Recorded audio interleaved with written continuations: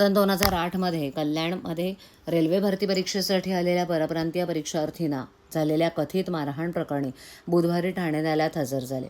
या प्रकरणाची सुनावणी न्यायमूर्ती अभिजित कुलकर्णी यांच्या न्यायालयात सुरू होती. यावेळेला न्यायालयानं राज ठाकरे यांच्याशी सवाल जवाब करत प्रकरणात भूमिका विचारली.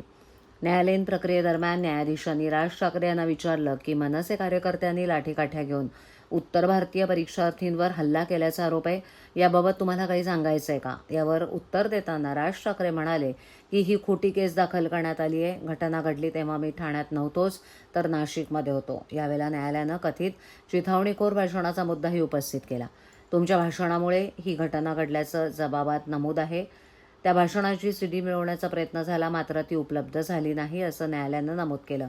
त्यावर राज ठाकरे यांनी पुन्हा सांगितलं की या घटनेला जवळपास 20 वर्ष झाली. त्या काळात मी ठाण्यात नव्हतो. या प्रकरणात सरकारी पक्षानं युक्तिवाद मांडला, तर राज ठाकरे यांच्या वतीनं ॲडव्होकेट सयाजी नागरे यांनी बाजू मांडली.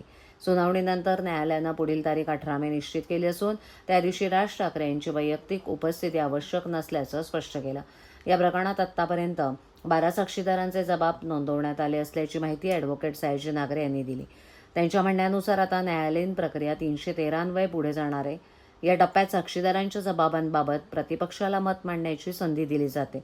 पुढील सुनावणीत अंतिम युक्तिवाद होण्याची शक्यता असून त्यानंतर न्यायालयाचा निकाल अपेक्षित असल्याचं त्यांनी म्हटलंय. प्रमाणे स्टेटमेंट रेकॉर्ड करण्यासाठी प्रक्रिया होती. त्या अनुषंगाने राजसाहेब आणि बाकीचे पण पक्षकार जे होते त्यांच्या सर्वांच्या जबानी घेतण्यात आल्या. जबानी रेकॉर्ड झाल्यानंतर प्रक्रिया ती संपवली. आता जी नेक्स्ट स्टेप आहे ते final arguments from the prosecution and defence साईडने होणार. सर, ह्यामध्ये आज किती जण हजर झाले होते आणि काय सांगाल? टोटल 7 जण होते. 7+1 8 जण होते लोक. गेल्या वेळेस राजसाहेबांना ज्यावेळेस जे आहे न्यायाधीशांनी विचारलं होतं की तुम्हाला हा गुन्हा कबूल आहे का, त्यानंतर त्यांनी सुद्धा सांगितलं की त्या प्रकरणाचं ते नेमकं काय घडलं नाही, त्यांनी सुरुवातीला पण सांगितलेलं या गुन्ह्याशी माझा काही संबंध नाही आहे किंवा जेव्हा गुन्हा घडला त्यावेळी ते नाशिकमध्ये होते. घटनास्थळावर हजर वगैरे नव्हते ते.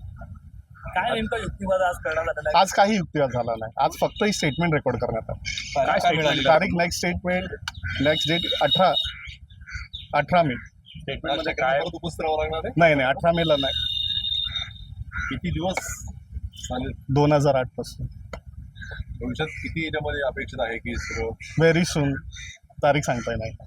किती लोकांचे स्टेटमेंट घेण्यात आले? तपास अधिकारी जे आहेत अरुण जगताप म्हणून, त्यांनी तुमच्या विरोधात तपासाची परवानगी मिळवली. हां, त्यावेळी दबावामध्ये उत्तर असं होतं की तत्कालीन सरकारने दबावापोटी आणि जाणीव नाही, ते माझ्या पक्षकारांचं ते उत्तर नव्हतं.